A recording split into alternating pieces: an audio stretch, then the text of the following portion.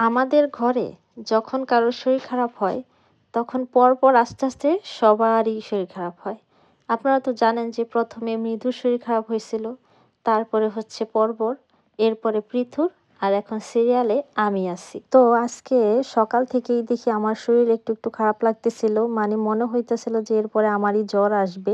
মানে শরীর ব্যথা করতেছিল আর একটু জ্বর, জ্বরও লাগতেছিল। তো ভাবলাম যে আমি যেহেতু ছুটি নেই নাই আর এখন যদি সকালবেলা আমি ছুটি নেই তাহলে ওদের হয়তোবা অসুবিধা হয়ে যেতে পারে। এই কারণে আমি আর ছুটি না নিয়ে কাজে গেলাম। ভাবলাম যে ২-৩ ঘন্টা কাজই তো মানে করে তারপর তো চলেই আসবো। তো বিশ্বাস করেন ২ ঘন্টা কাজ করার পরে আমি আস্তে, আস্তে দেখলাম যে আমার শরীর খুবই খারাপ লাগতেছিল। মানে শরীর ব্যথাও বেড়ে যেতেছিল।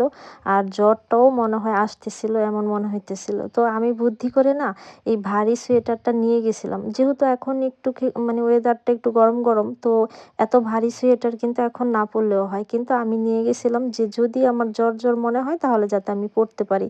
তো যাই হোক মানে নিয়ে যাওয়ার পরে দেখলাম যে হ্যাঁ, আমার জ্বর চলে আসছে। পরে হচ্ছে আমি সোয়েটারটা পরে নিছি। আর আমার না কাজ শেষ হতে, হতে প্রায় ২টা বেজে গেছিল। তো ভাবলাম যে আমি একবারে মানে ডাক্তার দেখাইয়া তারপর হচ্ছে বাসায় যাবো।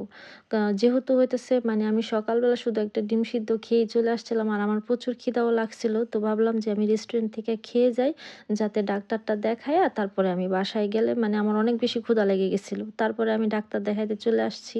আর বিশ্বাস করেন আমার এত খারাপ লাগতেছিল, মনে হইতেছিল যে আমি এখানেই ঘুমাইসা পড়ি। মানে এমন একটা লাগতেছে। আমি একটু ঘুমও আইসা পড়ছিলাম। বিশ্বাস করেন এখানে না ডাক্তার দেখাইতে মানে ৩০ সেকেন্ডও লাগে না। কিন্তু ওষুধ দিতে এত সময় লাগে। আর আমি ওর বাবারে বলছিলাম যে, "তুমি মৃদু ওকে একটু মানে স্কুল থেকে নিয়ে আইসো।" তারপর ওর বাবা নিয়ে গেছে আর আমার ডাক্তার দেখায়া বাসায় যাইতে, যাইতে মোটামুটি ৩:৩০টার উপরে বেজে গেছিল। তো যাই হোক মানে কি বলবো নিজের এত বেশি অসহায় লাগে। রাতের বেলা প্রচুর জ্বর আসছে তারপরের দিন আর পৃথুরও জ্বর আসছিল। মানে পৃথুর আর আমার ২ জনেরই খুব শরীর খারাপ। মানে আমি আমারে দেখবো না আমি ওরে দেখবো।